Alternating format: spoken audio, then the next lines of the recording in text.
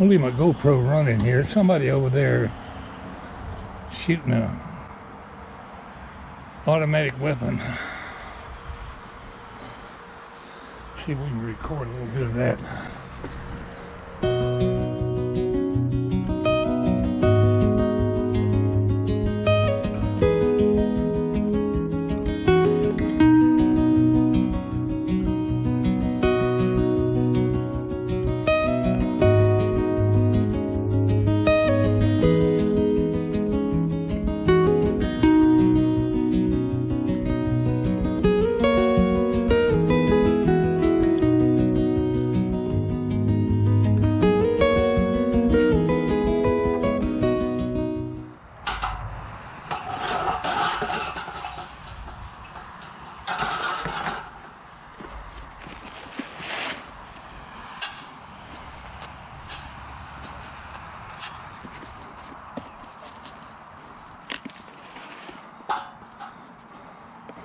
Well, I haven't seen any birds out here, but then again, I haven't been looking. Somebody's been eating the bird seed.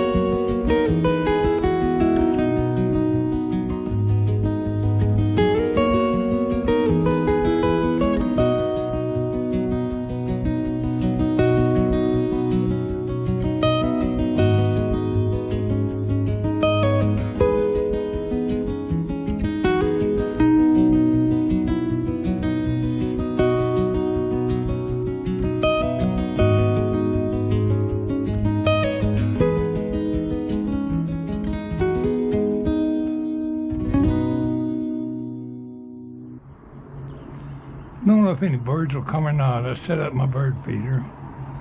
Somebody with his automatic rifle shooting off over there. When I was in the military, I had the opportunity to shoot a Thompson submachine gun and a BAR, Browning automatic rifle. Those weapons will flat put out some weapons, some firepower. Thompson's 45 caliber. BAR shoots a good sized bullet. We were in somewhere in the South Atlantic. We run a line out behind the ship about as far as from here to that second tree out there, I guess, with something tied on the end. I don't remember what was on the end of the rope, but it was floating out there and bouncing in the water. And the bulwark around the back of the fantail of the minesweeper I was on was probably a little higher than this handrail right here. And I rested that BAR up on that rail and got a good aim out there at the target at the end of the rope. Just squeeze the trigger just a little bit and that thing must have shot 75 times. You can shoot a whole lot of bullets in no time flat with a BAR. It's got a pretty good kick to it too. That was my one experience of firing those. I was trying to think of a story to tell you, and I can tell you a repeat story I've probably already told.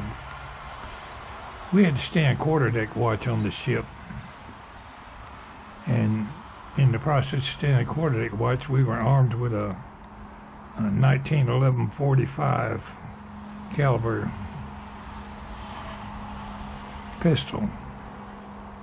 We had to go to school to learn to shoot that thing. Sent us over this small arms school and had this Marine sergeant out there teaching us.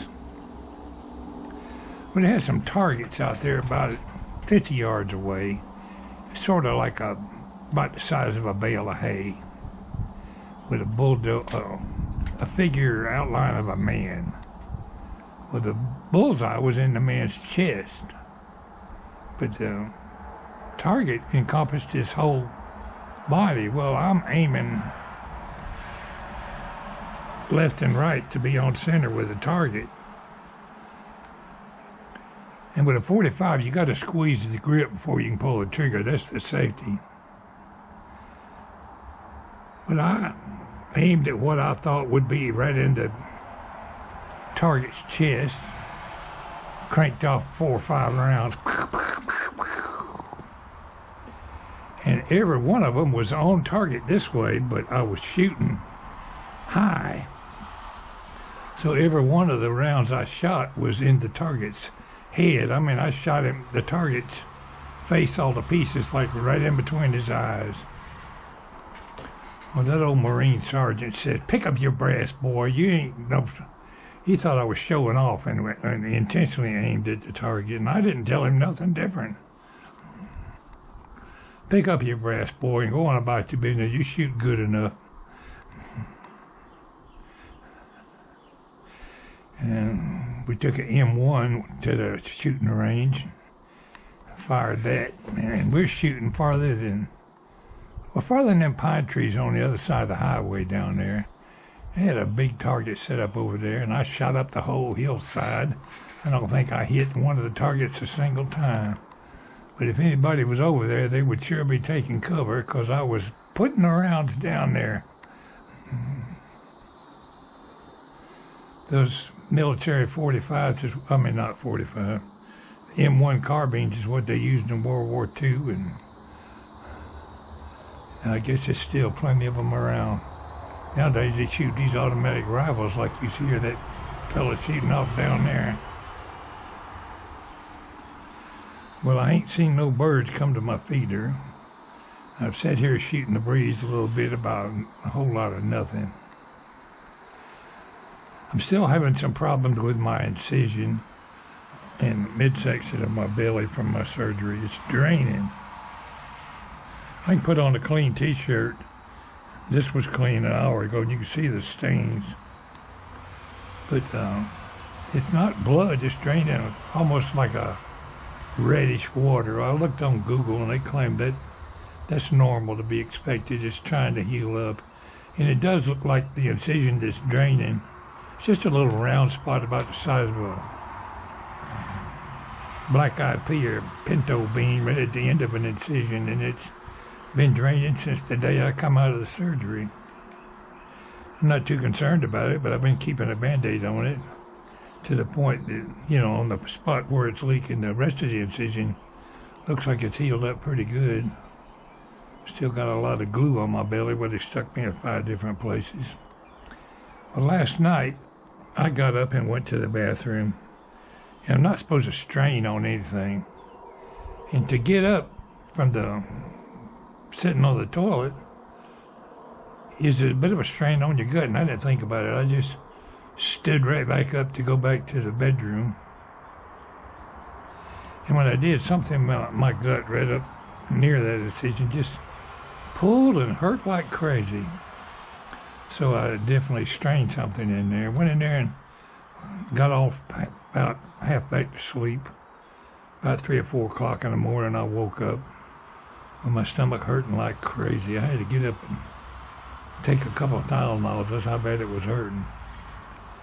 Then I laid back down, and within an hour or so, I was feeling fairly well normal again, but I obviously strained something. It wasn't much of a strain to go out there just now and do my bird seed, but that's probably more than I should be carrying. But you can strain yourself just standing up and sitting down. You don't have to be picking up nothing heavy. But I got an appointment in about a week with a follow-up with the surgeon. I'll let him know that it's still draining, if it is indeed still draining at that point. I don't think I've got any kind of infection. It looks clear. But one bit of advice I would give to my viewers most of you know that I went through this 2 or 3 colonoscopies and having polyps took out and ignoring it for a year or two until the point that I developed adenocarcinoma, which is cancer, a cancer of the colon. But there's a bluebird, or was that a purple martin? I don't know what it was. Landed on the wire up there just for a minute. I lost my train of thought. Oh, my advice to my viewers is don't ignore when the doctors tell you to go get a colonoscopy, because they can find the cancer before it gets too far along. I told you I went and got a haircut the other day, and I mentioned to the lady that I had just recently had a colectomy, which moves a third of your colon. Said that's what her mother had, and her mother cancer had already metastasized. So they said she lived 18 months after her surgery. But that was back when they did the radical type surgery. I did opt for the robot surgery and put it off for a good month or two waiting for the robot. But I had good results on the reports that came back, and I hope it continues to do that. But my advice to my viewers is don't put it off when the doctor tells you to go get a colonoscopy. I think the first one I had when I was around 50.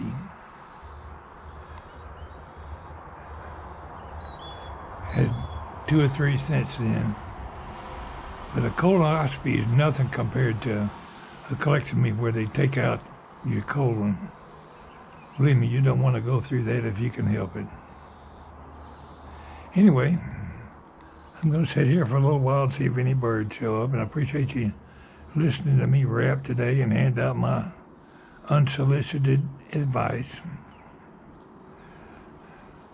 I'm not having a whole lot of pain right now, but I do need to go in and change the Band-Aid on my stomach. I've been keeping a little bit of Neosporin on it. But incision itself looks good, except for that one little spot.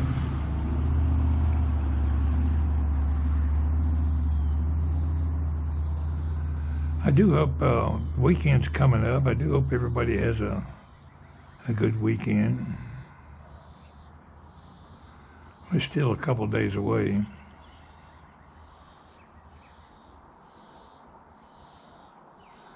That's going to conclude my vlog for today. Appreciate you listening. It's Pwalpar saying, y'all take care.